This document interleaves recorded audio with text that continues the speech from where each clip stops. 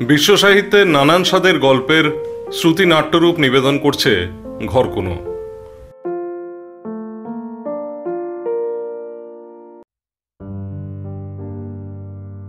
কবিগুরু রবীন্দ্রনাথ ঠাকুরের কালজয়ী উপন্যাস অবলম্বনে আজকের শ্রুতি নাটক ঘরে বাইরে শুরু হচ্ছে প্রথম পর্ব, বিমলার আত্মকথা।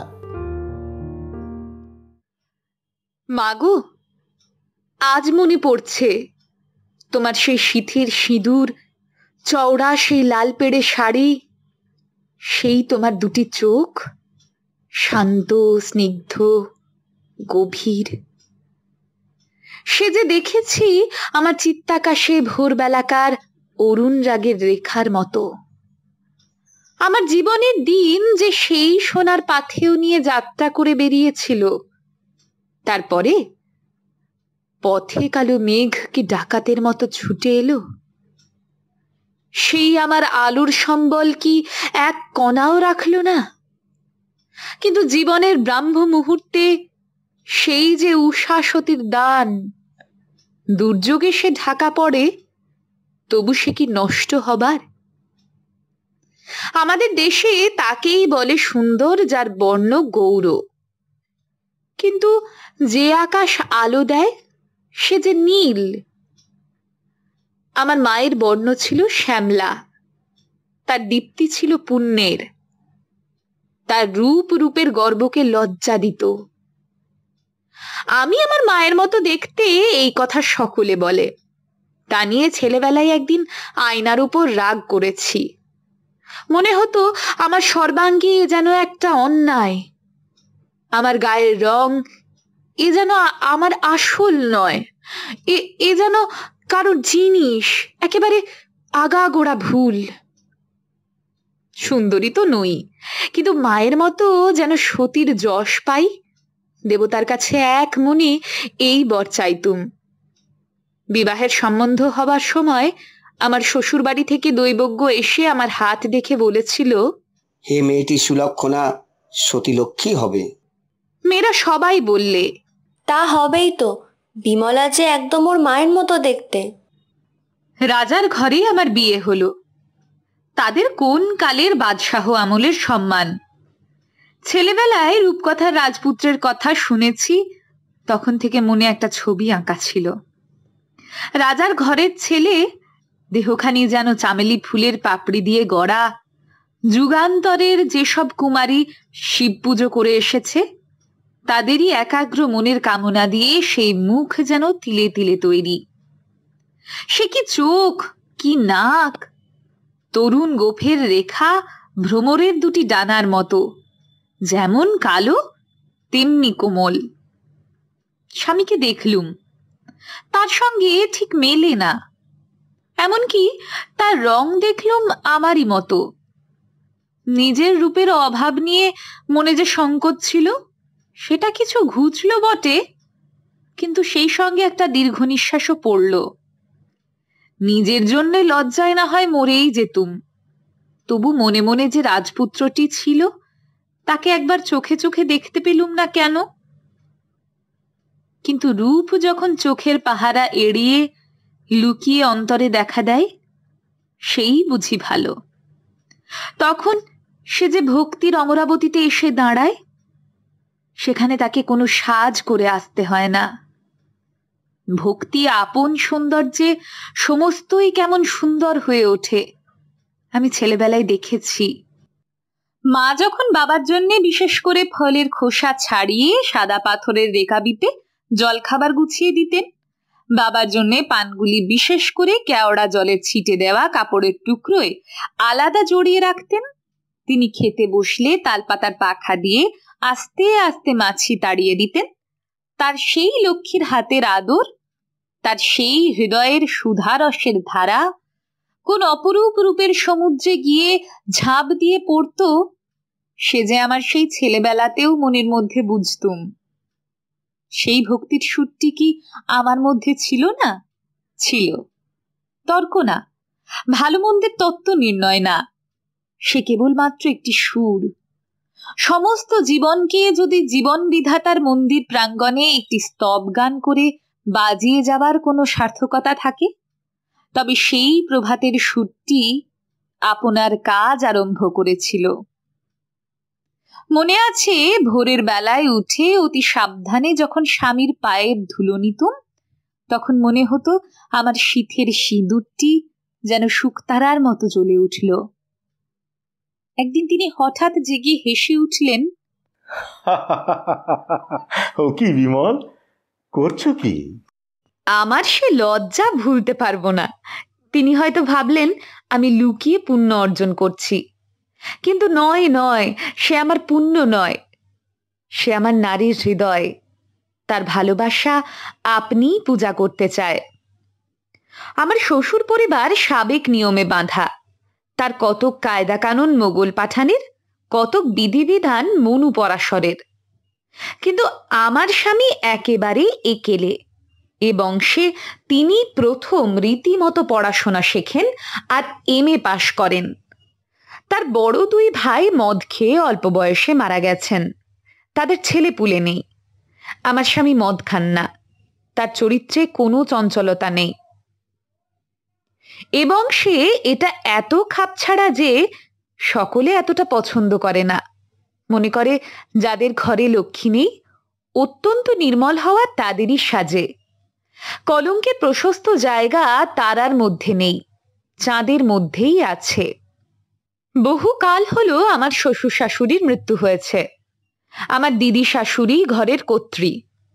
আমার স্বামী তার বক্ষের হার, তার চোখের মণি। এই জন্যই আমার স্বামী কায়দার গণ্ডি ডিঙিয়ে চলতে সাহস করতেন। এই জন্যই তিনি যখন মিস গিলবিকে আমার সঙ্গিনী আর শিক্ষক নিযুক্ত করলেন, তখন ঘরে বাইরে যত রসনা ছিল তার সমস্ত রস বিষ হয়ে উঠল।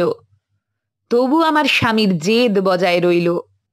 সেই সময়েই তিনি BA পাশ করে MA পড়ছিলেন। কলেজে পড়বার জন্য তাকে কলকাতায় থাকতে হতো। তিনি প্রায় রোজই আমাকে একটি করে চিঠি লিখতেন। তার কথা অল্প, তার ভাষা সাদা, তার হাতের সেই গোটা গোটা গোল গোল অক্ষরগুলি যেন স্নিগ্ধ হয়ে আমার মুখের দিকে চেয়ে থাকত। একটি চন্দন কাঠের বাক্সের মধ্যে আমি তার চিঠিগুলি রাখতুম, আর রোজ বাগান থেকে ফুল তুলে সেগুলি ঢেকে দিতুম। তখন আমার সেই রূপকথার রাজপুত্র অরুণালোকে চাঁদের মতো মিলিয়ে গেছে। সেদিন আমার সত্যকার রাজপুত্র বসেছে আমার হৃদয় সিংহাসনে।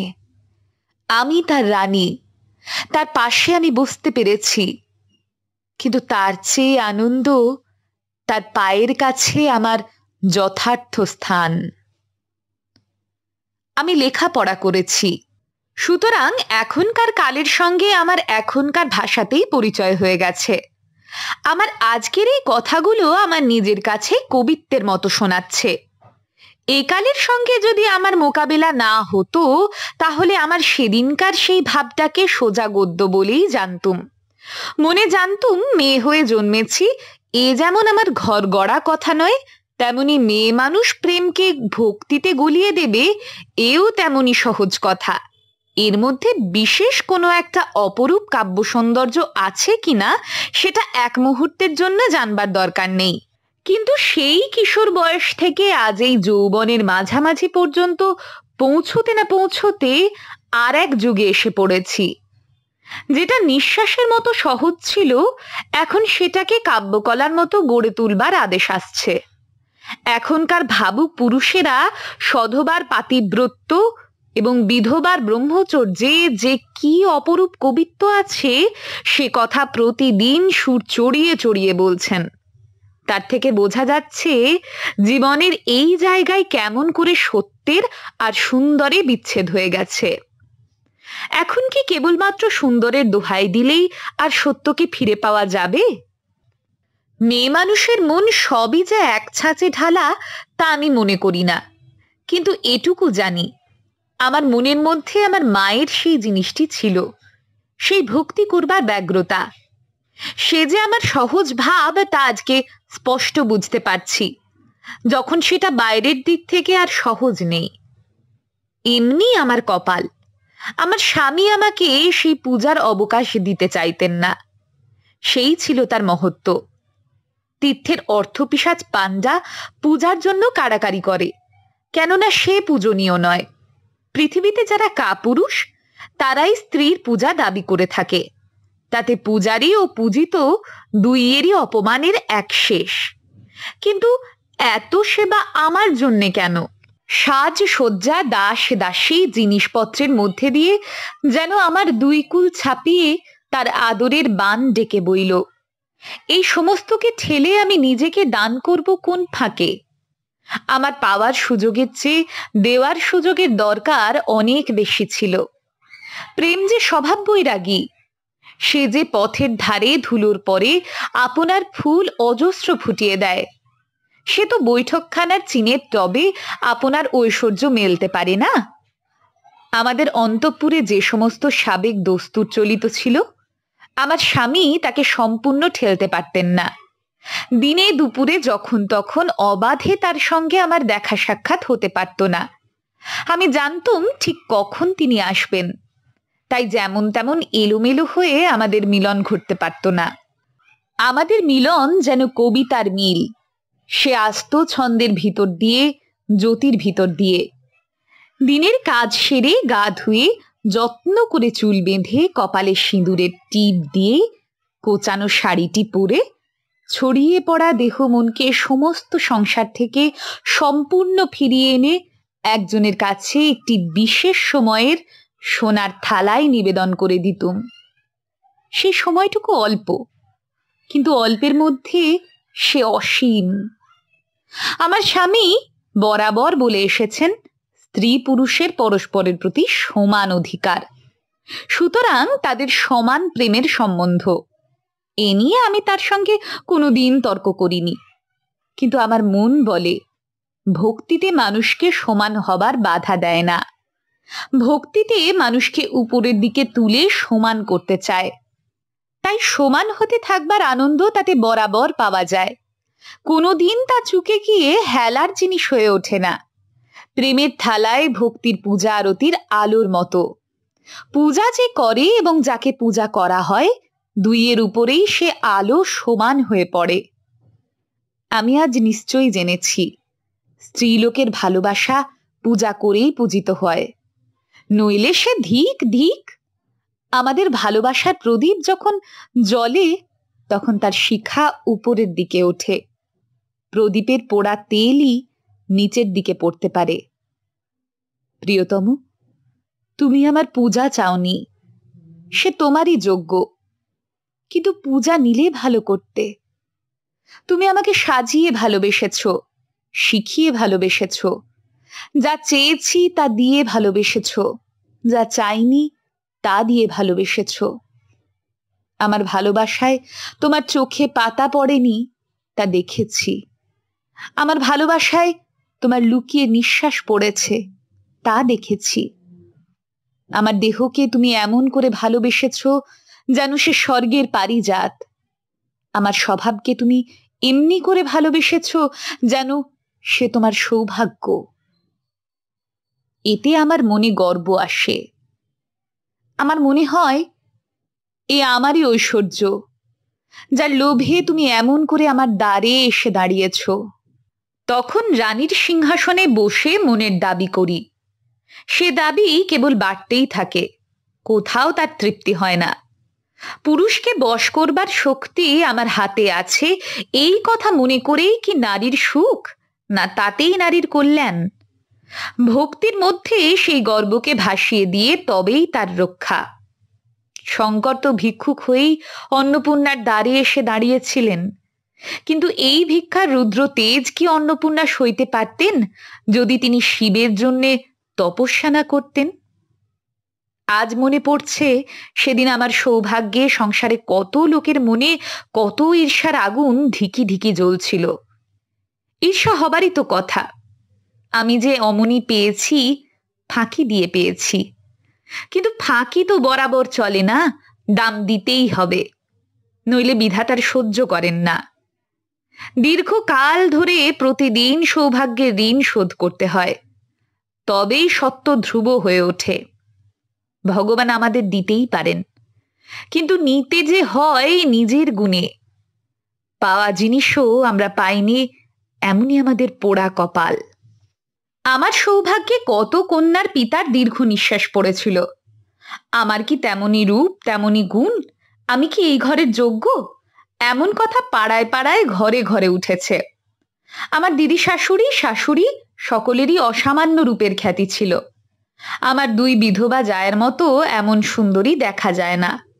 পরে পরে যখন তাদের দুজনেরই কপাল ভাঙল, তখন আমার দিদি শাশুড়ি পণ করে বসলেন যে তার একমাত্র অবশিষ্ট নাতির জন্য তিনি আর রূপসীর খোঁজ করবেন না। আমি কেবলমাত্র সুলক্ষণের জোরে এই ঘরে প্রবেশ করতে পারলুম, নইলে আমার আর কোনো অধিকার ছিল না। আমাদের ঘরে ভোগের সংসারে খুব অল্প স্ত্রী যথার্থ স্ত্রীর সম্মান পেয়েছেন, কিন্তু সেটাই নাকি এখানকার নিয়ম। তাই মদের ফেনা আর নটির নূপুরনিক্কণের তলায় তাদের জীবনের সমস্ত কান্না তলিয়ে গেলেও তারা কেবলমাত্র বড় ঘরের ঘরণীর অভিমান বুকে আঁকড়ে ধরে মাথাটাকে উপরে ভাসিয়ে রেখেছিলেন। অথচ আমার স্বামী মদও ছুলেন না, আর নারী মাংসের লোভে পাপের পণ্যশালার দ্বারে দ্বারে মনুষ্যত্বের থলি উজাড় করেও ফিরলেন না। এ কি আমার গুণে? পুরুষের উদ্ভ্রান্ত উন্মত্ত মনকে বশ করার মতো কোন মন্ত্র বিধাতা আমাকে দিয়েছিলেন? কেবলমাত্রই কপাল, আর কিছুই না। আর তাদের বেলাতেই কি পোড়া বিধাতার হুঁশ ছিল না? সকল অক্ষরই বাঁকা হয়ে উঠল। সন্ধ্যা হতে না হতেই তাদের ভোগের উৎসব মিটে গেল। কেবল রূপ যৌবনের বাতিগুলো শূন্য সভায় সমস্ত রাত ধরে মিছে জ্বলতে লাগলো।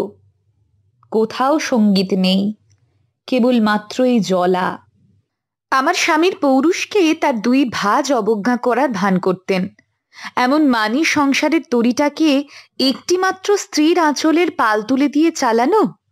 কথায় কথায় তাদের কত খোঁটাই খেয়েছি।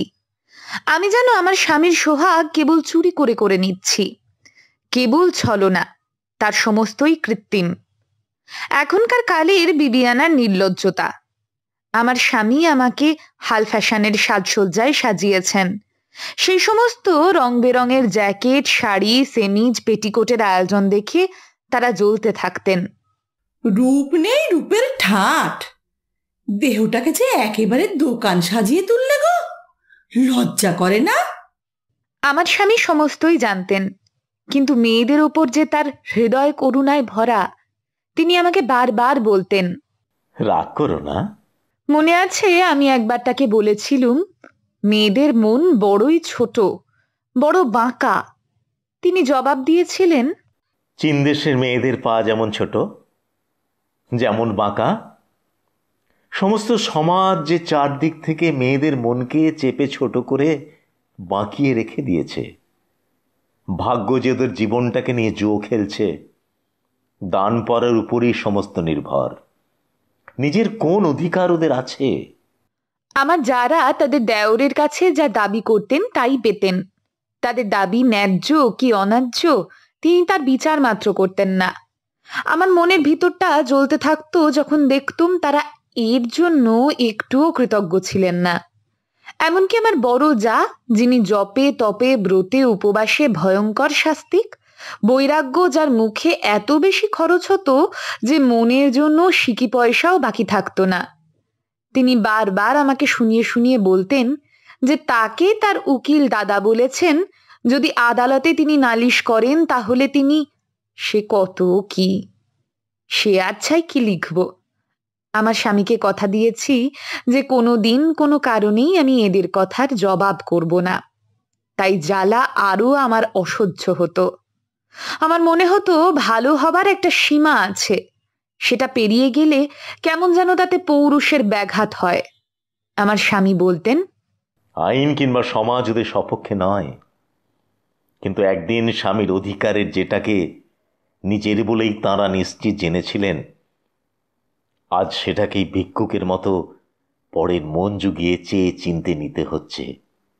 এই অপমান যে বড় কঠিন। এর উপরেও আবার কৃতজ্ঞতা দাবি করা, মার খেয়ে আবার বকশিস দিতে হবে। সত্যি কথা বলবো, অনেকবার আমি মনে মনে ভেবেছি আর একটু মন্দ হবার মতো তেজ আমার স্বামীর থাকা উচিত ছিল। আমার মেজো যা অন্য ধরনের ছিলেন। তার বয়স অল্প, তিনি সাত্ত্বিকতার ভরং করতেন না। বরঞ্চ তার কথাবার্তা হাসি ঠাট্টায় কিছু রসের বিকার ছিল। যেসব যুবতী দাসী তার কাছে রেখেছিলেন তাদের রকম সকম একেবারেই ভালো নয়, জানিয়ে কেউ আপত্তি করবার লোক ছিল না, কেননা এই বাড়ির ওই রকমই দস্তুর। আমি বুঝতুম আমার স্বামী যে অকলঙ্ক, আমার এই বিশেষ সৌভাগ্য তার কাছে অসহ্য। তাই তার দেওরের যাতায়াতের পথের ঘাটে নানা রকম ফাঁক পেতে রাখতেন। এই কথাটা কবুল করতে আমার সবচেয়ে লজ্জা হয় যে আমার অমন স্বামীর জন্য মাঝে মাঝে আমার মনে ভয় ভাবনা ঢুকত। এখনকার হাওয়াটাই যে ঘোলা, তার ভেতর দিয়ে স্বচ্ছ জিনিসকেও স্বচ্ছ বোধ হয় না। আমার মেজো যা মাঝে মাঝে এক একদিন নিজে রেঁধে বেড়ে দেওরকে আদর করে খেতে ডাকতেন। আমার ভারী ইচ্ছে হতো তিনি যেন কোনো ছুতো করে বলেন, না আমি যেতে পারবো না। যা মন্দ তার তো একটা শাস্তি পাওনা আছে। কিন্তু ফি বারেই যখন তিনি হাসি মুখে নিমন্ত্রণ রাখতে যেতেন, আমার মনের মধ্যে একটু কেমন, সে আমার অপরাধ। কিন্তু কি করব, আমার মন মানত না। মনে হতো এর মধ্যে পুরুষ মানুষের একটু চঞ্চলতা আছে। সে সময়টাতে আমার অন্য সহস্র কাজ থাকলেও কোনো একটা ছুতো করে আমার মেজো জায়ের ঘরে গিয়ে বসতুম। মেজো যা হেসে হেসে বলতেন, বাস রে, ছোট রানীর একদণ্ড চোখের আড়াল হবার জো নেই, একেবারে কড়া পাহারা। বলি, আমাদেরও তো একদিন ছিল, কিন্তু এত করে আগলে রাখতে শিখিনি বাপু। আমার স্বামী এদের দুঃখটাই দেখতেন, দোষ দেখতে পেতেন না। আমি বলতুম, আচ্ছা না হয় যত দোষ সবই সমাজের, কিন্তু অত বেশি দয়া করবার দরকার কি? মানুষ না হয় কিছু কষ্টই পেলে, তাই বলে কি? কিন্তু তার সঙ্গে পারবার জো নেই। তিনি তর্ক না করে একটুখানি হাসতেন। বোধহয় আমার মনের মধ্যে যে একটুখানি কাঁটা ছিল সেটুকু তার অজানা ছিল না। আমার রাগের সত্যিকারের ঝাঁঝটুকু সমাজের উপরেও না, আর কারো উপরেও না, সে আর বলবো না। স্বামী একদিন আমাকে বোঝালেন, তোমার এই যে সমস্ত করা মন্দ বলছে, যদি সত্যি এগুলোকে মন্দ জানতো তাহলে এতে ওদের এত রাগ হতো না। তাহলে এমন অন্যায় রাগ কিসের জন্যে? অন্যায় বলবো কেমন করে? ঈর্ষা জিনিসটার মধ্যে একটি সত্য আছে, সে হচ্ছে এই যে যা কিছু সুখের সেটি সকলেরই পাওয়া উচিত ছিল। তা বিধাতার সঙ্গে ঝগড়া করলেই হয়, আমার সঙ্গে কেন? বিধাতাকে যে হাতের কাছে পাওয়া যায় না। তা ওরা যা পেতে চান তা নিলেই হয়। তুমি তো বঞ্চিত করতে চাও না। পড়ুন না, শাড়ি, জ্যাকেট, গয়না, জুতো, মোজা মেমের কাছে পড়তে চান তো সে তো ঘরেই আছে। আর বিয়েই যদি করতে চান, তুমি তো বিদ্যাসাগরের মতো অমন 7টা সাগর পেরোতে পারো, তোমার এমন সম্বল আছে। হয়তো মুশকিল, মন যা চাই তা হাতে তুলে দিলেও নেবার জো নেই। তাই বুঝি কেবল ন্যাকামি করতে হয়? যেটা পাইনি সেটা মন্দ, অথচ অন্য কেউ পেলে সর্বশরীর জ্বলতে থাকে। যে মানুষ বঞ্চিত, এমনি করেই সে আপনার বঞ্চনার চেয়ে বড় হয়ে উঠতে চায়, ওই তার সান্ত্বনা। যাই বলো তুমি, মেয়েরা বড় ন্যাকা। ওরা সত্যি কথাকে কবুল করতে চায় না, ছল করে। তার মানে ওরা সবচেয়ে বঞ্চিত? এমনি করে উনি যখন বাড়ির মেয়েদের সব রকম ক্ষুদ্রতাই উড়িয়ে দিতেন, আমার রাগ হতো। সমাজ কি হলে কি হতে পারত সেসব কথা কয়ে তো কোনো লাভ নেই, কিন্তু পথে ঘাটে চারিদিকে এই যে কাঁটা গজিয়ে রইল, এই যে বাঁকা কথার টিটকিরি, এই যে পেটে এক মুখে এক, একে দয়া করতে পারা যায় না। সে কথা শুনে উনি বললেন, যেখানে তোমার নিজের একটু কোথাও বাজে সেইখানেই বুঝি তোমার যত দয়া, আর যেখানে ওদের জীবনের এপিট ওপিট ফুঁড়ে সমাজের শেল বিঁধেছে সেখানে দয়া করবার কিছু নেই? যারা পেটেও খাবে না তারাই পিঠেও সইবে। হবে হবে, আমারই মন ছোট, আর সকলেই ভালো, কেবল আমি ছাড়া। রাগ করে বললুম, তোমাকে তো ভিতরে থাকতে হয় না, সব কথা জানো না। এই বলে আমি তাকে ওমহলের একটি বিশেষ খবর দেবার চেষ্টা করতেই তিনি উঠে পড়লেন, বললেন, চন্দ্রনাথবাবু অনেকক্ষণ বাইরে বসে আছেন।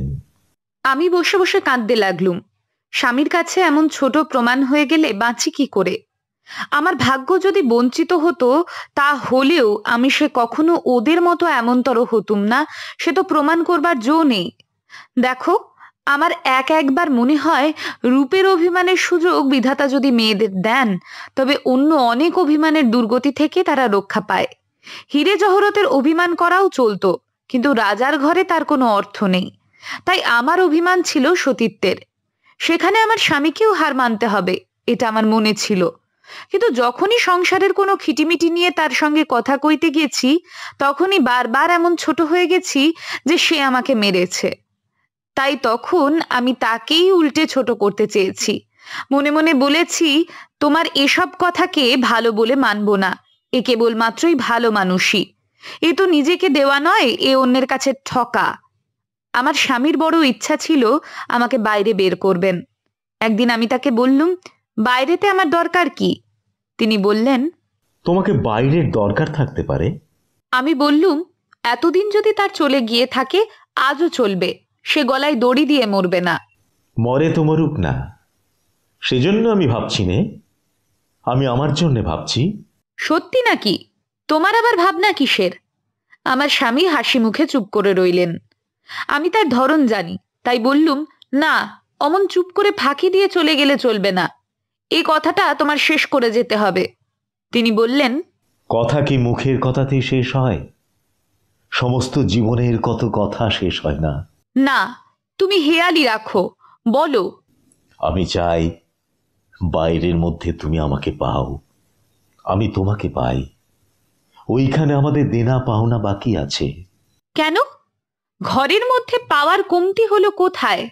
এখানে আমাকে দিয়ে তোমার চোখ, কান, মুখ সমস্ত মুড়ে রাখা হয়েছে। তুমি যে কাকে চাও তাও জানো না, কাকে পেয়েছ তাও জানো না। খুব জানি গো, খুব জানি। মনে করছো জানি, কিন্তু জানো কি না তাও জানো না। দেখো, তোমার এই কথাগুলোই সইতে পারি নে। সেই জন্যই তো বলতে চাইনি। তোমার চুপ করে থাকা আরো সইতে পারি নে। তাই তো আমার ইচ্ছে, আমি কথাও কইব না, চুপও করব না। তুমি একবার বিশ্বের মাঝখানে এসে সমস্ত আপনি বুঝে নাও। এই ঘর গড়া ফাঁকির মধ্যে কেবলমাত্র ঘর কন্যাটুকু করে যাওয়ার জন্য তুমিও হওনি, আমিও হইনি। সত্যের মধ্যে আমাদের পরিচয় যদি পাকা হয়, তবেই আমাদের ভালোবাসা সার্থক হবে। পরিচয় তোমার হয়তো বাকি থাকতে পারে, কিন্তু আমার কিছুই বাকি নেই। বেশ তো, আমারই যদি বাকি থাকে সেটুকু পূরণ করেই দাও না কেন? এ কথা নানা রকম আকারে বারবার উঠেছে। তিনি বলতেন, যে পেটুক মাছের ঝোল ভালোবাসে, সে মাছকে কেটে কুটে সাঁতলে সিদ্ধ করে মশলা দিয়ে নিজের মনের মতোটি করে নেয়। কিন্তু যে লোক মাছকেই সত্য ভালোবাসে, সে তাকে পিতলের হাঁড়িতে রেঁধে পাথরের বাটিতে ভর্তি করতে চায় না। সে তাকে ছাড়া জলের মধ্যেই বশ করতে পারে তো ভালো, না পারে তো ডাঙায় বসে অপেক্ষা করে। তারপরে যখন ঘরে ফেরে, তখন এইটুকু তার সান্ত্বনা থাকে যে যাকে চাই তাকে পাইনি, কিন্তু নিজের শখের বা সুবিধার জন্য তাকে ছেটে ফেলে নষ্ট করিনি। আস্ত পাওয়াটাই সবচেয়ে ভালো। নিতান্তই যদি তা সম্ভব না হয়, তবে আস্ত হারানোটাও ভালো। এসব কথা আমার একেবারেই ভালো লাগতো না, কিন্তু সেই জন্যই যে তখন বের হইনি তা নয়। আমার দিদি শাশুড়ি তখন বেঁচে ছিলেন। তার অমতে আমার স্বামী বিংশ শতাব্দীর প্রায় 20 আনা দিয়েই ঘর ভর্তি করে তুলেছিলেন। তিনিও সয়েছিলেন। রাজবাড়ির বউ যদি পর্দা ঘুচিয়ে বাইরে বেরোতো, তাহলেও তিনি সইতেন। তিনি নিশ্চয়ই জানতেন এটাও একদিন ঘটবে, কিন্তু আমি ভাবতুম এটা এতই কি জরুরি যে তাকে কষ্ট দিতে যাব? বইয়ে পড়েছি আমরা খাঁচার পাখি, কিন্তু অন্যের কথা জানি নে। এই খাঁচার মধ্যে আমার এত ধরেছে যে বিশ্বেও তা ধরে না। অন্তত তখন তো সেই রকমই ভাবতুম। আমার দিদি শাশুড়ি যে আমাকে এত ভালোবাসতেন তার গোড়ার কারণটা এই যে তার বিশ্বাস আমি আমার স্বামীর ভালোবাসা টানতে পেরেছিলুম। সেটা যেন কেবল আমারই গুণ কিংবা আমার গ্রহ নক্ষত্রের চক্রান্ত। কেননা পুরুষ মানুষের ধর্মই হচ্ছে রসাতলে তলিয়ে যাওয়া। তার অন্য কোনো নাতিকে তার নাত বউরা সমস্ত রূপ যৌবন নিয়েও ঘরের দিকে টানতে পারেনি। তারা পাপের আগুনে জ্বলে পুড়ে ছাই হয়ে গেলেন, কেউ তাদের বাঁচাতে পারলেন না। তাদের ঘরে পুরুষ মানুষের এই মরণ আগুন আমি নেবালুম, এই ছিল তার ধারণা। সেই জন্যেই তিনি আমাকে যেন বুকে করে রেখেছিলেন। আমার একটু অসুখ বিসুখ হলে তিনি ভয়ে কাঁপতেন। আমার স্বামী সাহেবের দোকান থেকে যে সমস্ত সাজসজ্জা এনে সাজাতেন সে তার পছন্দসই ছিল না, কিন্তু তিনি ভাবতেন পুরুষ মানুষের এমন কতকগুলো শখ থাকবেই যা নিতান্ত বাজে, যাতে কেবলই লোকসান। তাকে ঠেকাতে গেলেও চলবে না, অথচ সে যদি সর্বনাশ পর্যন্ত না পৌঁছয় তবেই রক্ষে। আমার নিখিলেশ বউকে যদি না সাজাতো আর কাউকে সাজাতে যেত। এই জন্য ফি বারে যখন আমার জন্য কোনো নতুন কাপড় আসতো তিনি তাই নিয়ে আমার স্বামীকে ডেকে কত ঠাট্টা কত আমোদ করতেন। হতে হতে শেষকালে তারও পছন্দের রং ফিরেছিল। কলিযুগের কল্যাণে অবশেষে তার এমন দশা হয়েছিল যে নাত বউ তাকে ইংরেজি বই থেকে গল্প না বললে তার সন্ধে কাটত না। দিদি শাশুড়ির মৃত্যুর পর আমার স্বামীর ইচ্ছে হলো আমরা কলকাতায় গিয়ে থাকি, কিন্তু কিছুতেই আমার মন উঠল না। এ যে আমার শ্বশুরের ঘর। দিদি শাশুড়ি কত দুঃখ কত বিচ্ছেদের ভেতর দিয়ে কত যত্নে একে এতকাল আগলে এসেছেন। আমি সমস্ত দায় একেবারে ঘুচিয়ে দিয়ে যদি কলকাতা চলে যাই তবে যে আমাকে অভিশাপ লাগবে, এ কথাই বারবার আমার মনে হতে লাগলো। দিদি শাশুড়ির শূন্য আসন আমার মুখের দিকে চেয়ে রইল। সেই সাধ্যি 8 বছর বয়সে এই ঘরে এসেছেন আর 79 বছর বয়সে মারা গেছেন। তার সুখের জীবন ছিল না। ভাগ্য তার বুকে একটার পর একটা কত বানই হেনেছে, কিন্তু প্রত্যেক আঘাতেই তার জীবন থেকে অমৃত উছলে উঠেছে। এই বৃহৎ সংসার সেই চোখের জলে গলানো পুণ্যের ধারায় পবিত্র। এ ছেড়ে আমি কলকাতার জঞ্জালের মধ্যে গিয়ে কি করব? আমার স্বামী মনে করেছিলেন এই সুযোগে আমার 2 জায়ের উপর এখানকার সংসারের কর্তৃত্ব দিয়ে গেলে তাতে তাদের মনেও সান্ত্বনা হতো, আর আমাদের জীবনটা কলকাতায় একটু ডালপালা মেলবার জায়গা পেত। আমার ওইখানেই গোল বেঁধেছিল। ওরা যে এতদিন আমাকে হাড়ে হাড়ে জ্বালিয়েছেন, আমার স্বামীর ভালো ওরা কখনো দেখতে পারেননি, আজ কি তারই পুরস্কার পাবেন? আর রাজ সংসার তো এখানেই। আমাদের সমস্ত প্রজা আমলা আশ্রিত অভ্যাগত আত্মীয় সমস্তই এখানকার এই বাড়িকে চারিদিকে আঁকড়ে। কলকাতায় আমরা কে তা জানি নে, অন্য কজন লোকই বা জানে। আমাদের মান সম্মান ঐশ্বর্যের পূর্ণ মূর্তি এখানে। এ সমস্তই ওদের হাতে দিয়ে সীতা যেমন নির্বাসনে গিয়েছিলেন তেমনি করে চলে যাব? আর ওরা পেছন থেকে হাসবেন? ওরা কি আমার স্বামীর এ দাক্ষিণ্যের মর্যাদা বোঝেন না তার যোগ্য ওরা? তারপরে যখন কোনোদিন এখানে ফিরে আসতে হবে তখন আমার আসনটা কি ফিরে পাবো? আর আমার স্বামী বলতেন, দরকার কি তোমার ওই আসনের? এছাড়াও তো জীবনের আরো অনেক জিনিস আছে, তার দাম অনেক বেশি। আমি মনে মনে বললুম, পুরুষ মানুষ ওসব কথা বোঝে না। সংসারটা যে কতখানি তা ওদের সম্পূর্ণ জানা নেই। সংসারের বাহির মহলে ওদের বাসা। এ জায়গায় মেয়েদের বুদ্ধিমতেই ওদের চলা উচিত। সবচেয়ে বড় কথা হচ্ছে একটা তেজ থাকা চাই তো। যারা চিরদিন এমন শত্রুতা করে এসেছেন তাদের হাতে সমস্ত দিয়ে থুয়ে চলে যাওয়া যে পরাভাব। আমার স্বামী যদি বা মানতে চান, আমি তো মানতে দিতে পারবো না। আমি মনে মনে জানতুম এ আমার সতীত্বের তেজ। আমার স্বামী আমাকে জোর করে কেন নিয়ে গেলেন না? আমি জানি কেন। তার জোর আছে বলেই জোর করেননি। তিনি আমাকে বরাবর বলে এসেছেন, স্ত্রী বলেই যে তুমি আমাকে কেবলই মেনে চলবে, তোমার উপর আমার এ দৌরাত্ম্য আমার নিজেরই সইবে না। আমি অপেক্ষা করে থাকব। আমার সঙ্গে যদি তোমার মেলে তো ভালো, যদি না মেলে তো উপায় কি? কিন্তু তেজ বলে একটা জিনিস আছে। সেদিন আমার মনে হয়েছিল ওই জায়গায় আমি যেন আমার না, এই কথা আর মুখে আনাও চলবে না।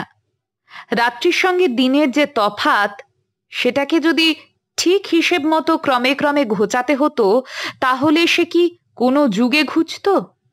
কিন্তু সূর্য উঠে পড়ে, অন্ধকার চুকে যায়, অসীমকালের হিসাব মুহূর্তকালে মেটে। বাংলাদেশে একদিন স্বদেশীর যুগ এসেছিল, কিন্তু সে যে কেমন করে তা স্পষ্ট বোঝা যায় না।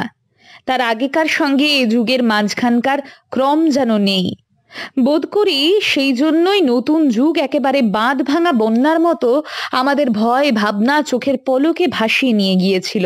কি হলো কি হবে তা বোঝার সময় পাইনি।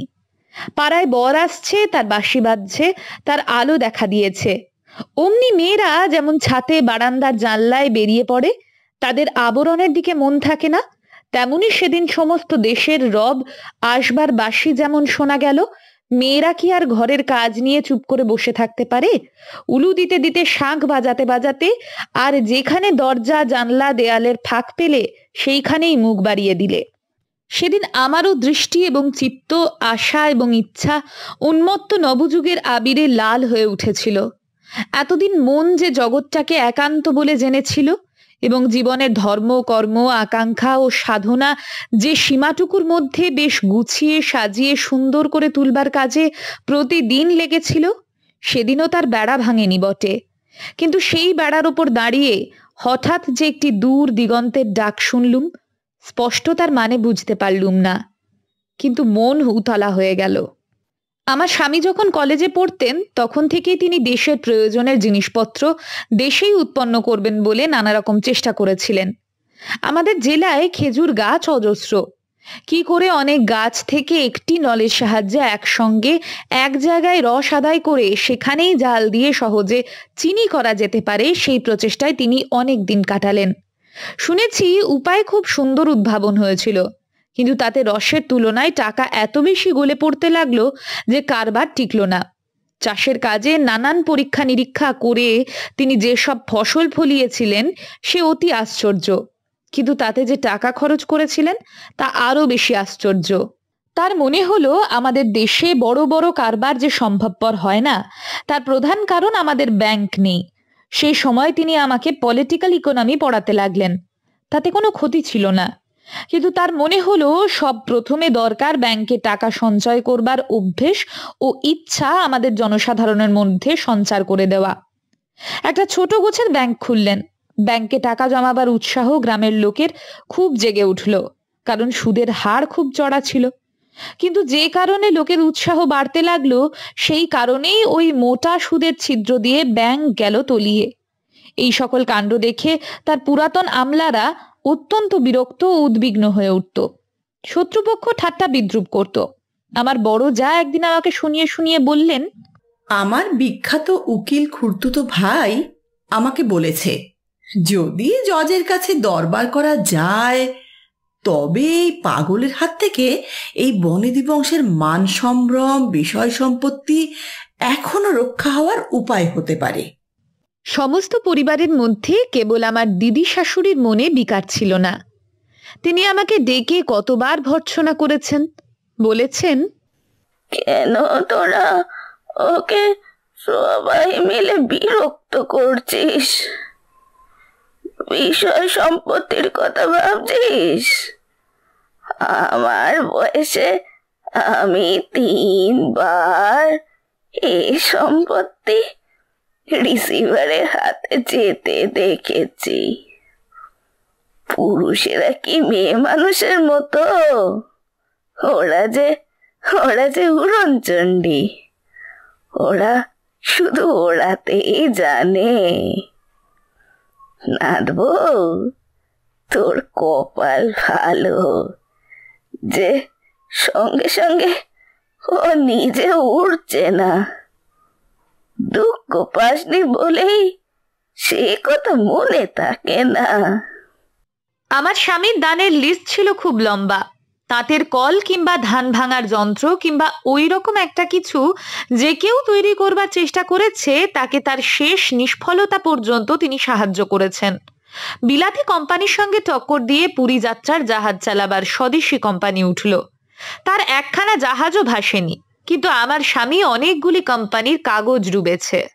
সবচেয়ে আমার বিরক্ত লাগতো সন্দীপবাবু যখন দেশের নানা উপকারের ছুতোয় তার টাকা শুষে নিতেন তিনি খবরের কাগজ চালাবেন, স্বদেশিকতা প্রচার করতে যাবেন, ডাক্তারের পরামর্শতে তাকে কিছুদিনের জন্য উটকামন্দতে যেতে হবে। নির্বিচারে আমার স্বামী তার খরচ জুগিয়েছেন। এছাড়া সংসার খরচের জন্য নিয়মিত তার মাসিক বরাদ্দ আছে। অথচ আশ্চর্য এই যে আমার স্বামীর সঙ্গে তার যে মতের মিল আছে তাও নয়। আমার স্বামী বলতেন, দেশের খনিতে যে পণ্যদ্রব্য আছে তাকে উদ্ধার করতে না পারলে যেমন দেশের দারিদ্র্য, তেমনি দেশের চিত্তে যেখানে শক্তির রত্নখনি আছে তাকে যদি আবিষ্কার এবং স্বীকার না করা যায় তবে সে দারিদ্র্য আরো গুরুতর।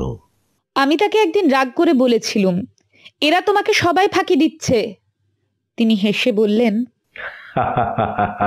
আমার গুণ নেই, অথচ কেবলমাত্র টাকা দিয়ে গুণের অংশীদার হচ্ছি। আমি তো ফাঁকি দিয়ে লাভ করে নিলুম। এই পূর্বযুগের পরিচয় কিছু বলে রাখা গেল, নইলে নবযুগের নাট্যটা স্পষ্ট বোঝা যাবে না। এই যুগের তুফান যেই আমার রক্তে লাগলো, আমি প্রথমেই স্বামীকে বললুম, বিলিতি জিনিসে তৈরি আমার সমস্ত পোশাক পুড়িয়ে ফেলবো। স্বামী বললেন, পোড়াবে কেন? যতদিন খুশি ব্যবহার না করলেই হবে। কি বলছো তুমি? যতদিন খুশি? ইহজীবনে আমি কখনো। বেশ তো, ইহজীবনে তুমি না হয় ব্যবহার করবে না, ঘটা করে নাই পোড়ালে। কেন? এতে তুমি বাধা দিচ্ছ? আমি বলছি, গড়ে তোলবার কাজে তোমার সমস্ত শক্তি দাও। অনাবশ্যক ভেঙে ফেলবার উত্তেজনায় তার সিকি পয়সা বাজে খরচ করতে নেই। এই উত্তেজনাতেই গড়ে তুলবার সাহায্য হয়। তাই যদি বলো তবে বলতে হয়, ঘরে আগুন না লাগালে ঘর আলো করা যায় না। আমি প্রদীপ জ্বালাবার হাজার ঝঞ্ঝাট পোয়াতে রাজি আছি, কিন্তু তাড়াতাড়ি সুবিধের জন্য ঘরে আগুন লাগাতে রাজি নই।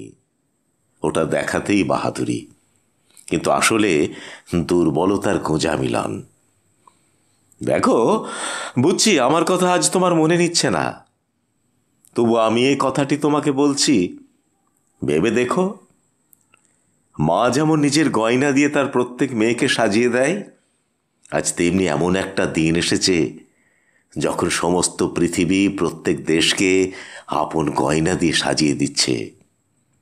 আজ আমাদের খাওয়া পরা চলাফেরা ভাবনা চিন্তা সমস্তই সমস্ত পৃথিবীর যোগে। আমি তাই মনে করি এটা প্রত্যেক জাতিরই সৌভাগ্যের যুগ। এই সৌভাগ্যকে অস্বীকার করা বীরত্ব নয়। তারপরে আর এক ল্যাঠা। মিস গিলবি যখন আমাদের অন্তঃপুরে এসেছিলেন তখন তাই নিয়ে কিছুদিন খুব গোলমাল চলেছিল। তারপরে অভ্যেসক্রমে সেটা চাপা পড়ে গেছে, আবার সমস্ত ঘুলিয়ে উঠল। মিস গিলবি ইংরেজ কি বাঙালি অনেকদিন সে কথা আমারও মনে হয়নি, কিন্তু মনে হতে শুরু হলো। আমি স্বামীকে বললুম মিস গিলবিকে ছাড়িয়ে দিতে হবে। স্বামী চুপ করে রইলেন। আমি সেদিন তাকে যা মুখে এলো তাই বলেছিলুম। তিনি ম্লান মুখ করে চলে গেলেন। আমি খুব খানিকটা কাঁদলুম। কেঁদে যখন আমার মনটা একটু নরম হলো, তিনি রাত্রে এসে বললেন, দেখো, মিস গিলবিকে কেবলমাত্র ইংরেজ বলে ঝাপসা করে দেখতে আমি পারিনি। এতদিনের পরিচয় কি ওই নামের বেড়াটা ঘুচবে না? ও যে তোমাকে ভালোবাসে। আমি একটুখানি লজ্জিত হয়ে অথচ নিজের অভিমানের অল্প একটু ঝাঁঝ বজায় রেখে বললুম, আচ্ছা থাক না, ওকে কে যেতে বলছে? মিস গিলবি রয়ে গেল। একদিন গির্জে যাবার সময় পথের মধ্যে আমাদেরই একজন দুঃসম্পর্কের আত্মীয় ছেলে তাকে ঢিল ছুঁড়ে মেরে অপমান করলে। আমার স্বামী এতদিন সেই ছেলেকে পালন করেছিলেন, তিনি তাকে তাড়িয়ে দিলেন। এই নিয়ে ভারী একটা গোল উঠল। সেই ছেলে যা বললে সবাই তাই বিশ্বাস করলে। লোকে বললে মিস গিলবি তাকে অপমান করেছে এবং তার সম্বন্ধে বানিয়ে বলেছে। আমারও কেমন মনে হয় সেটা অসম্ভব নয়। ছেলেটার মা নেই, তাই খুড়ো এসে আমাকে ধরলে। আমি তার হয়ে অনেক চেষ্টা করলুম, কিন্তু কোনো ফল হলো না। সেদিনকার দিনে আমার স্বামীর এই ব্যবহার কেউ ক্ষমা করতে পারলে না, আমিও না। আমি মনে মনে তাকেই নিন্দাই করলুম। এইবার মিস গিলবি আপনিই চলে গেল। যাবার সময় তার চোখ দিয়ে জল পড়ল, কিন্তু আমার মন গলল না। আহা, মিথ্যা করে ছেলেটার এমন সর্বনাশ করে গেল গো। আর অমন ছেলে, স্বদেশীর উৎসাহে তার নাওয়া খাওয়া ছিল না। আমার স্বামী নিজের গাড়ি করে মিস গিলবিকে স্টেশনে নিয়ে গিয়ে গাড়িতে তুলে দিয়ে এলেন। সেটা আমার বড় বাড়াবাড়ি বোধ হলো। এই কথাটা নিয়ে নানা ডালপালা দিয়ে কাগজে যখন গাল দিলে আমার মনে হলো এই শাস্তি ওর পাওনা ছিল। ইতিপূর্বে আমি আমার স্বামীর জন্য অনেকবার উদ্বিগ্ন হয়েছি, কিন্তু এ পর্যন্ত তার জন্য একদিনও লজ্জা বোধ করিনি। এবার লজ্জা হলো। মিস গিলবির প্রতি নরেন কি অন্যায় করেছে না করেছে সে আমি জানি নে, কিন্তু আজকের দিনে তা নিয়ে সদ্বিচার করতে পারাটাই লজ্জার কথা। যে ভাবের থেকে নরেন ইংরেজ মেয়ের প্রতি ঔদ্ধত্য করতে পেরেছে আমি তাকে কিছুতেই দমিয়ে দিতে চাইনে। এই কথাটা আমার স্বামী যে কিছুতেই বুঝতে চাইলেন না, আমার মনে হলো সেটা তার পৌরুষের অভাব। তাই আমার মনে লজ্জা হলো। শুধু তাই নয়, আমার সবচেয়ে বুকে বিঁধেছিল যে আমাকে হার মানতে হয়েছে। আমার তেজ কেবল আমাকেই দগ্ধ করলে, কিন্তু আমার স্বামীকে উজ্জ্বল করলে না। এই তো আমার সতীত্বের অপমান। অথচ স্বদেশী কাণ্ডর সঙ্গে যে আমার স্বামীর যোগ ছিল না বা তিনি এর বিরুদ্ধে ছিলেন তা নয়, কিন্তু বন্দে মাতরম মন্ত্রটি তিনি চূড়ান্ত করে গ্রহণ করতে পারেননি। তিনি বলতেন, দেশকে আমি সেবা করতে রাজি আছি, কিন্তু বন্দনা করব যাকে, তিনি ওর চেয়ে অনেক উপরে। দেশকে যদি বন্দনা করি তবে দেশে সর্বনাশ করা হবে। এমন সময় সন্দীপবাবু স্বদেশী প্রচার করবার জন্য তার দলবল নিয়ে আমাদের ওখানে এসে উপস্থিত হলেন। বিকেল বেলায় আমাদের নাট মন্দিরে সভা হবে। আমরা মেয়েরা দালানের একদিকে চিক ফেলে বসে আছি। বন্দে মাতারাম শব্দের সিংহনাদ ক্রমে ক্রমে আমাদের কাছে আসছে। আমার বুকের ভিতরটা গুড়গুড় করে কেঁপে উঠছে। হঠাৎ পাগড়ি বাঁধা গেরুয়া পরা যুবক ও বালকের দল খালি পায়ে আমাদের প্রকাণ্ড আঙিনার মধ্যে মরা নদীতে প্রথম বর্ষার গেরুয়া বন্যার ধারার মতো হুড়হুড় করে ঢুকে পড়ল। লোকে লোকে ভরে গেল। সেই ভিড়ের মধ্যে দিয়ে একটা বড় চৌকির উপর বসিয়ে 10-12 জন ছেলে সন্দীপবাবুকে কাঁধে করে নিয়ে এলো। বন্দে মাতারাম, বন্দে মাতারাম, বন্দে মাতারাম। আকাশটা যেন ফেটে টুকরো টুকরো হয়ে ছিঁড়ে পড়বে মনে হলো। সন্দীপবাবুর ফটোগ্রাফ পূর্বেই দেখেছিলুম। তখন যে ঠিক ভালো লেগেছিল তা বলতে পারি নে। কুশ্রী দেখতে নয়, এমনকি রীতিমতো সুশ্রী। তবু জানি না কেন আমার মনে হয়েছিল উজ্জ্বলতা আছে বটে, কিন্তু চেহারাটা অনেকখানি খাদে মিশিয়ে গড়া। চোখে আর ঠোঁটে কি একটা আছে যেটা খাঁটি নয়।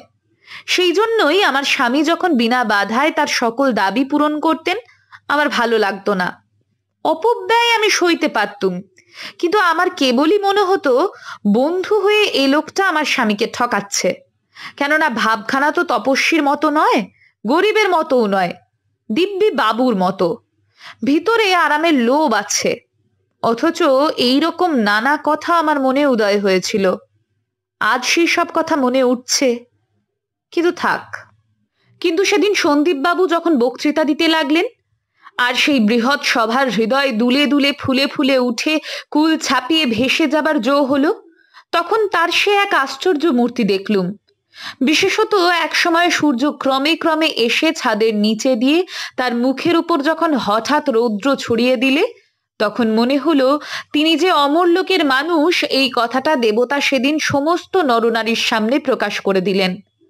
বক্তৃতার প্রথম থেকে শেষ পর্যন্ত প্রত্যেক কথায় যেন ঝড়ের দমকা হাওয়া, সাহসের অন্ত নেই। আমার চোখের সামনে যেটুকু চিকের আড়াল ছিল সে আমি সইতে পারলুম না। কখন নিজের অগোচরে চিক খানিকটা সরিয়ে ফেলে মুখ বের করে তার মুখের দিকে চেয়েছিলুম আমার মনে পড়ে না। সমস্ত সভায় এমন একটি লোক ছিল না আমার মুখ দেখবার যার একটু অবকাশ ছিল। কেবল এক সময় দেখলুম কালপুরুষের নক্ষত্রের মতো সন্দীপবাবুর উজ্জ্বল 2 চোখ আমার মুখের ওপর এসে পড়ল, কিন্তু আমার হুঁশ ছিল না। আমি কি তখন রাজবাড়ির বউ? আমি তখন বাংলাদেশের সমস্ত নারীর একমাত্র প্রতিনিধি, আর তিনি বাংলাদেশের বীর। যেমন আকাশের সূর্যের আলো তার ওই ললাটের উপর পড়েছে, তেমনি দেশের নারী চিত্তের অভিষেক যে চাই, নইলে তার রণযাত্রার মাঙ্গল্য পূর্ণ হবে কি করে? আমি স্পষ্টই অনুভব করতে পারলুম। আমার মুখের দিকে চাওয়ার পর থেকে তার ভাষার আগুন আরো জ্বলে উঠল।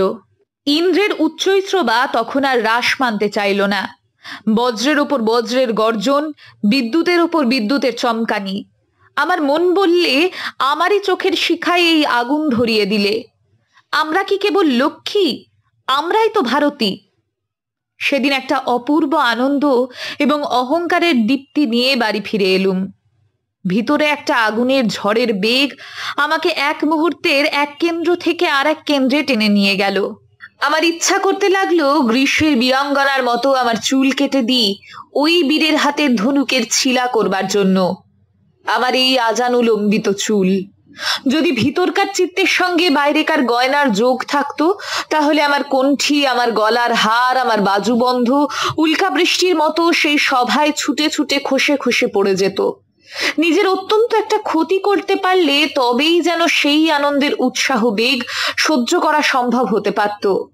সন্ধেবেলায় আমার স্বামী যখন ঘরে এলেন, আমার ভয় হতে লাগলো পাছে তিনি সেদিনকার বক্তৃতার দীপক রাগিনীর সঙ্গে তার না মিলিয়ে কোনো কথা বলেন, পাছে তার সত্যপ্রিয়তার কোনো জায়গায় ঘা লাগাতে তিনি একটু অসম্মতি প্রকাশ করেন। তাহলে সেদিন আমি তাকে স্পষ্ট অবজ্ঞা করতে পারতুম। কিন্তু তিনি আমাকে কোনো কথাই বললেন না। সেটাও আমাকে বেশ ভালো লাগলো না। তার উচিত ছিল বলা, আজ সন্দীপের কথা শুনে আমার চৈতন্য এলো। এসব বিষয়ে আমার অনেক দিনের ভুল ধারণা ভেঙে গেল। আমার কেমন মনে হলো তিনি কেবল জেদ করে চুপ করে আছেন, জোর করেই উৎসাহ প্রকাশ করছেন না। আমি জিজ্ঞাসা করলুম, সন্দীপবাবু আর কতদিন এখানে আছেন? স্বামী বললেন, কাল সকালেই রংপুরে রওনা হবে। কাল সকালেই? হ্যাঁ, সেখানকার বক্তৃতার সময় স্থির হয়ে গেছে। আমি একটুক্ষণ চুপ করে রইলুম। তারপরে বললুম, কোনো মতে কালকের দিনটা থেকে গেলে হয় না? সে তো সম্ভব নয়, কিন্তু কেন বলো দেখি? আমার ইচ্ছা আমি নিজে উপস্থিত থেকে তাকে খাওয়াবো। শুনে আমার স্বামী আশ্চর্য হয়ে গেলেন। এর পূর্বে অনেক দিন অনেকবার তিনি তার বন্ধুদের কাছে আমাকে বের হবার জন্য অনুরোধ করেছেন, কিন্তু আমি কিছুতেই রাজি হইনি। আমার স্বামী আমার মুখের দিকে স্থিরভাবে একরকম করে চাইলেন। আমি তার মনটা ঠিক বুঝলুম না। ভিতরে হঠাৎ একটু কেমন লজ্জা বোধ হলো। বললুম, না না, সে কাজ নেই। তিনি বললেন, কেনই বা কাজ নেই? আমি সন্দীপকে বলবো, যদি কোনো রকমের সম্ভব হয় তাহলে কাল সে থেকে যাবে। দেখলুম সম্ভব হলো। আমি সত্যি কথা বলবো, সেদিন আমার মনে হচ্ছিল ঈশ্বর কেন আমাকে আশ্চর্য সুন্দর করে গড়লেন না। কারো মন হরণ করবার জন্য যে তা নয়, কিন্তু রূপ যে একটা গৌরব। আজ এই মহাদিনে দেশের পুরুষেরা দেশের নারীর মধ্যে দেখুক একবার জগদ্ধাত্রীকে, কিন্তু বাইরের রূপ না হলে তাদের চোখে যে দেবীকে দেখতে পায় না।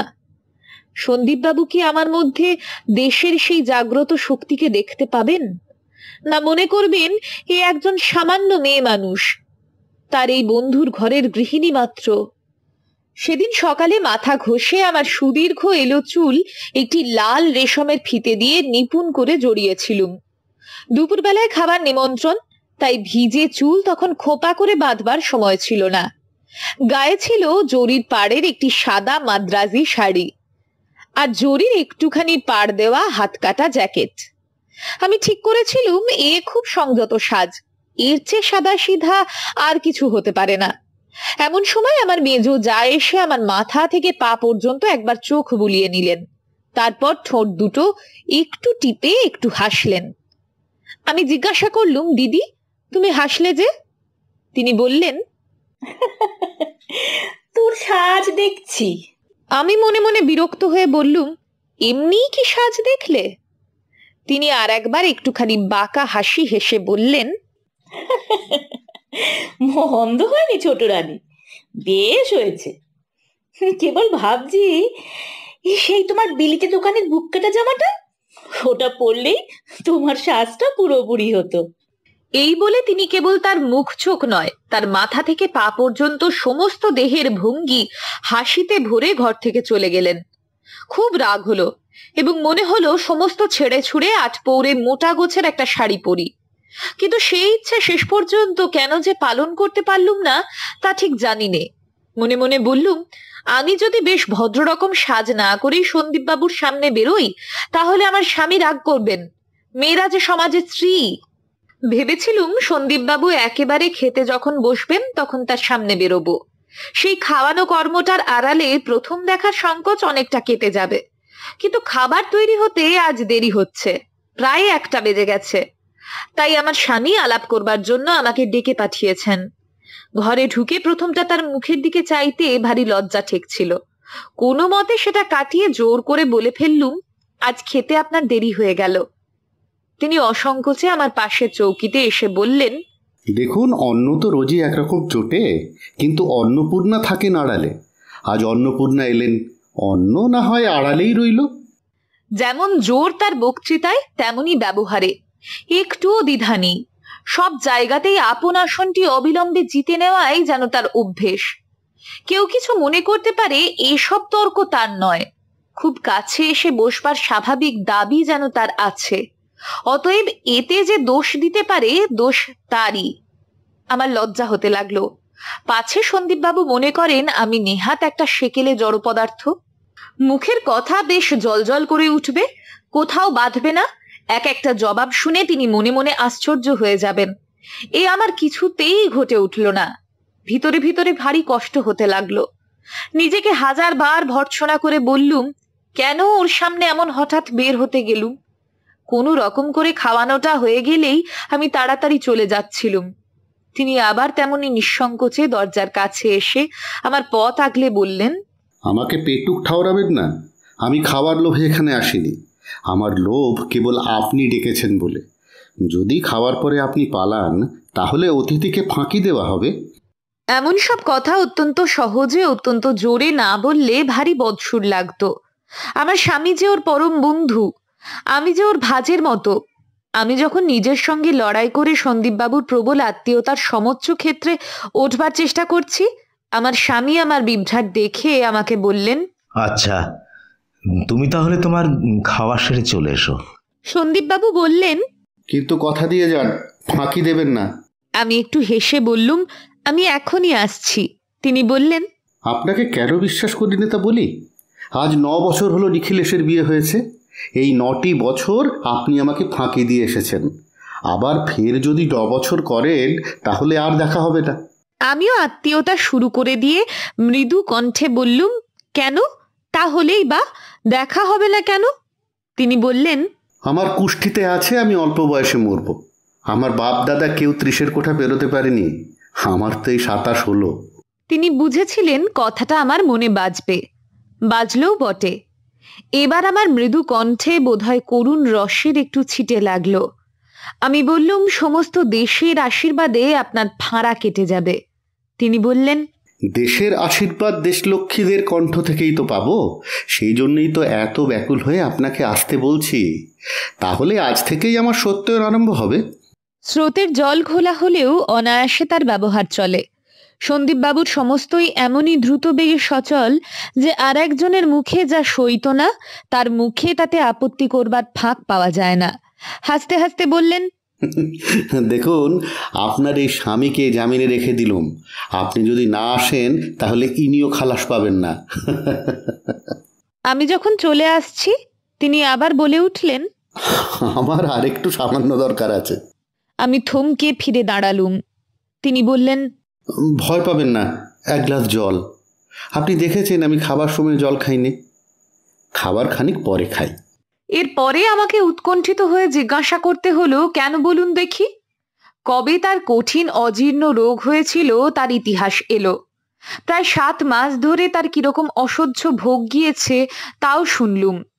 অ্যালোপ্যাথ, হোমিওপ্যাথ সকল রকমের চিকিৎসার উপদ্রব পার হয়ে অবশেষে কবিরাজের চিকিৎসায় কিরকম আশ্চর্য ফল পেয়েছেন তার বর্ণনা সেরে হেসে তিনি বললেন, ভগবান আমার ব্যামোগুলোও এমনি করে গড়েছেন যে স্বদেশি বড়িটুকু হাতে হাতে না পেলে তারা বিদায় হতে চায় না। আমার স্বামী এতক্ষণ পরে বললেন, আর বিদেশি ওষুধের শিশিগুলো যে একদণ্ড তোমার আশ্রয় ছাড়তে চায় না। তোমার বসবার ঘরে 3টি শেভ যে একেবারে। ওগুলো কি জানো, পুনিটিভ পুলিশের মতো। প্রয়োজন আছে বলে যে এসেছে তা নয়। আধুনিক কালে শাসনে ওরা ঘাড়ের ওপর এসে পড়ে, কেবলই দণ্ডই দিতে হয়। গুঁতোও তো কম খাইনি। আমার স্বামী অত্যুক্তি সইতে পারে না, কিন্তু অলংকার মাত্রই যে অত্যুক্তি সে তো বিধাতার তৈরি নয়, মানুষের বানানো।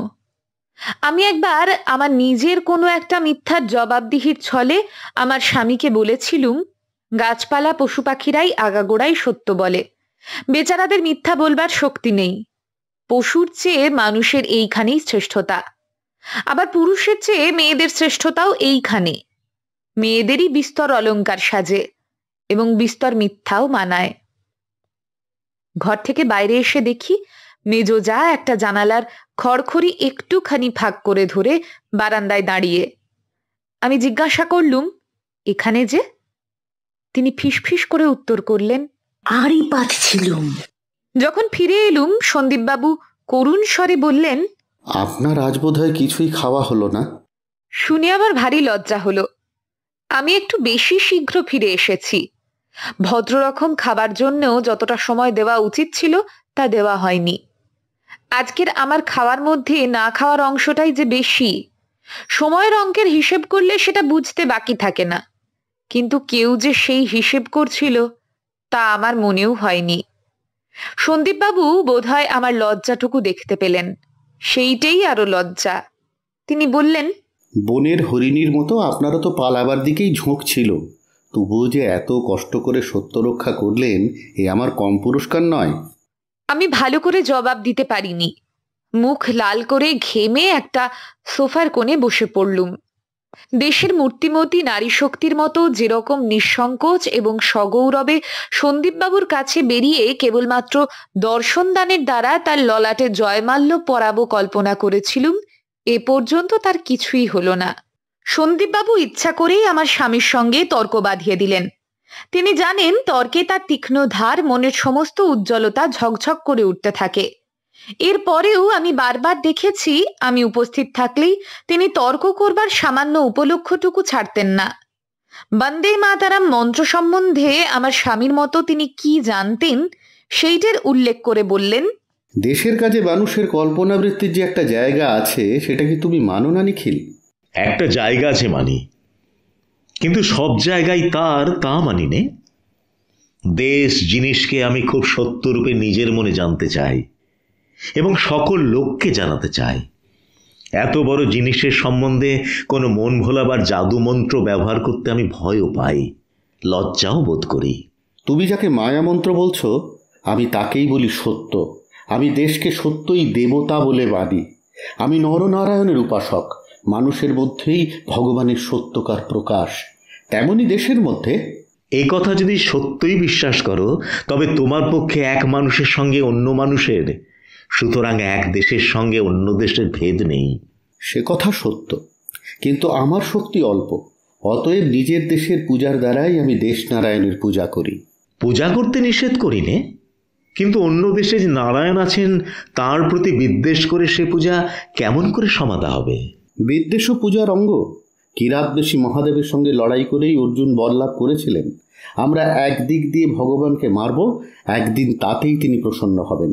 তাই যদি হয়, তবে যারা দেশের ক্ষতি করছে আর যারা দেশের সেবা করছে উভয়ই তার উপাসনা করছে, তাহলে বিশেষ করে দেশভক্তির প্রচার করবার দরকার নেই। নিজের দেশ সম্বন্ধে আলাদা কথা, ওখানে যে হৃদয়ের মধ্যে পূজার স্পষ্ট উপদেশ আছে। তাহলে শুধু নিজের দেশ কেন, তার চেয়ে আরও ঢের স্পষ্ট উপদেশ আছে নিজেরই সম্বন্ধে।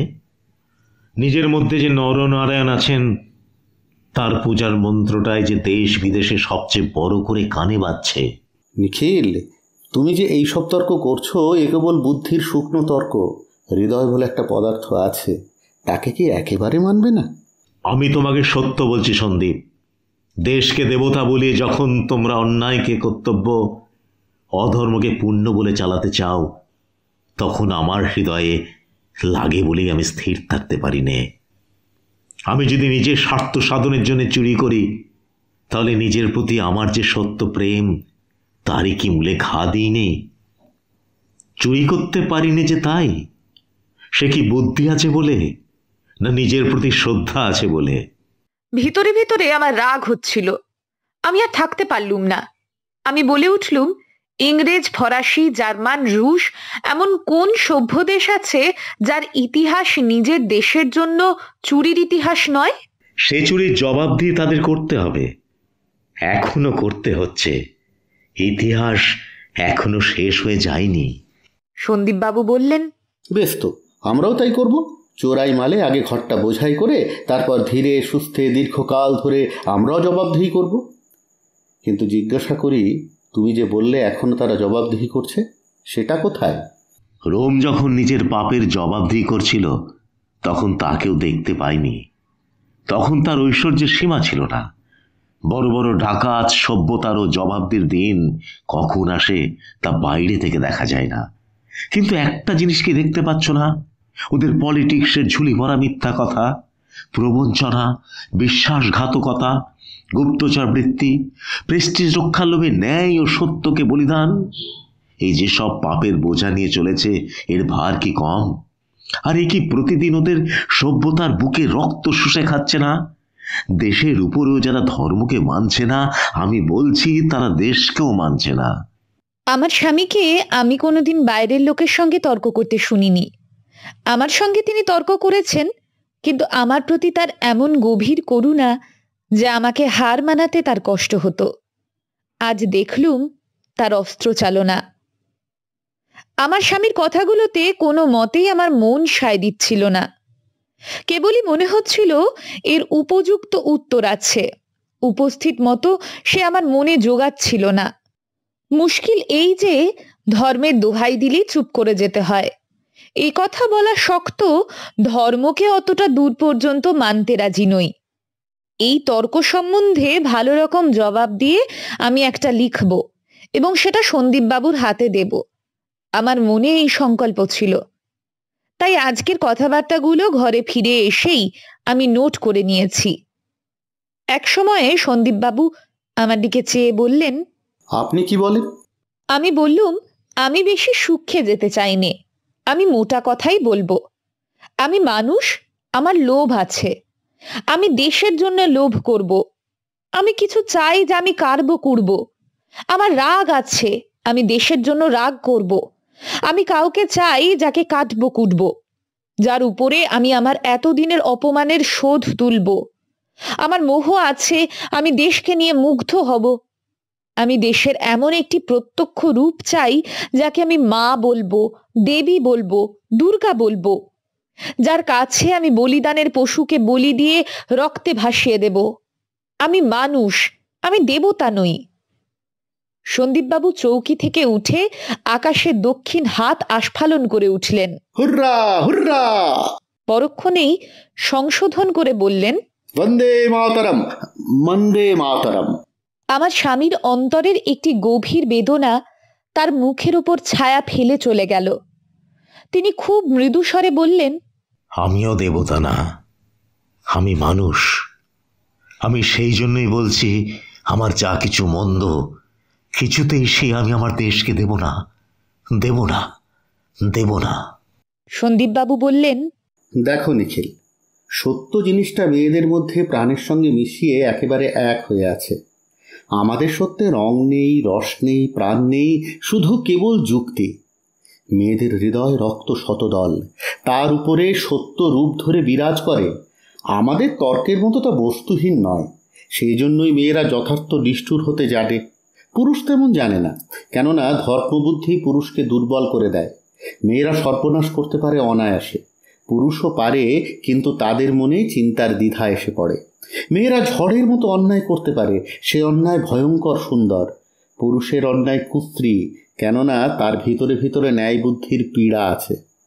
তাই আমি তোমাকে বলে রাখছি, আজকের দিনে আমাদের মেয়েরাই আমাদের দেশকে বাঁচাবে।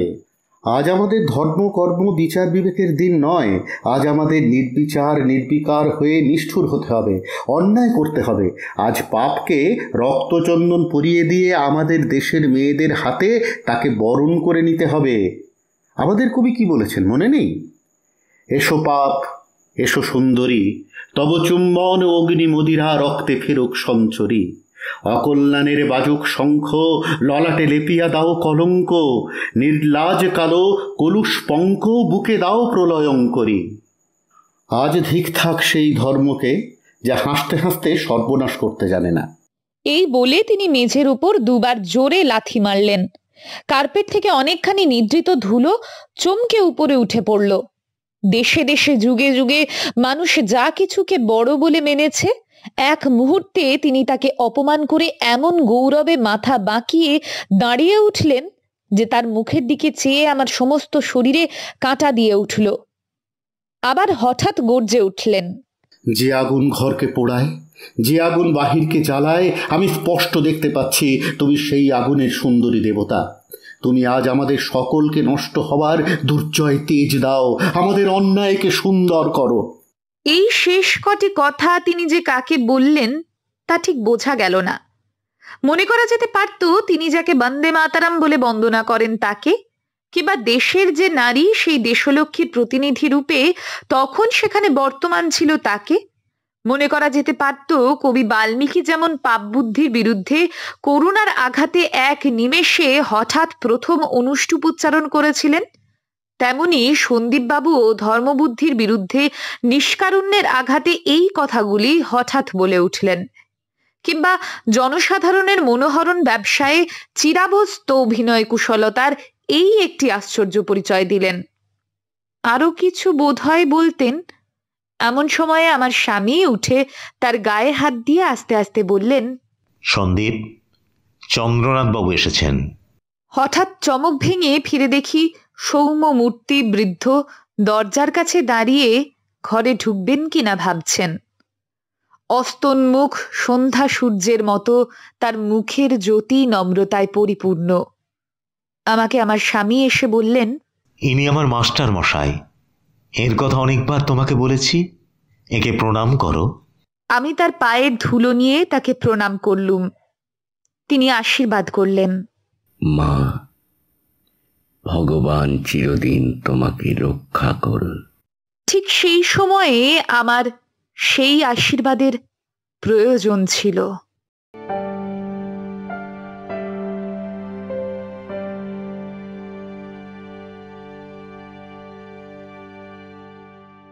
শুনলেন নাটক ঘরে বাইরের প্রথম পর্ব।